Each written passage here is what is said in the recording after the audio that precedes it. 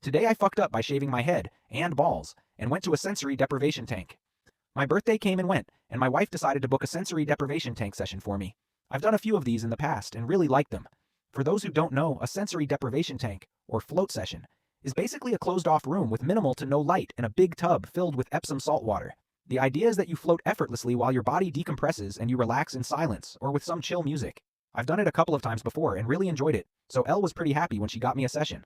I haven't been able to grow hair since I was about 16. When I turned 21, I decided I was just going to be bald for the rest of my life and have been shaving my head ever since. I got a new electric razor for my birthday and have been using it daily because it's quick and easy. While I was in the shower this morning, I decided to see how it would work on the boys. Turns out it works surprisingly well. The razor doesn't actually come into contact with the skin, so my first thought was that there shouldn't be any issues since the skin itself wasn't technically being cut.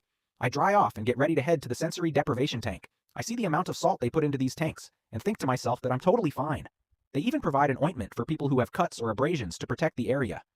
I figured I'd put some on my head and my junk and just enjoy the experience. The moment I got into the water, it felt like 1,000 ants were stabbing me with needles. I tried to steel myself and told myself it was probably temporary and that I should just deal with it until it subsided.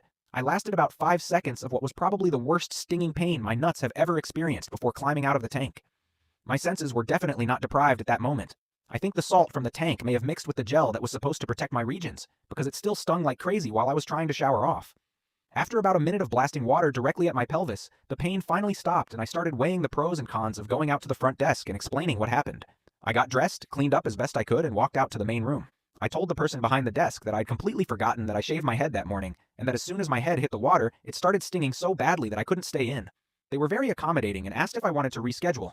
I quickly Googled how long it takes for shaved skin to repair itself and set my next appointment for 14 days out, just to hedge my bets. I got in the car and laughed for a solid minute before I decided to head to Publix and get some chicken tenders.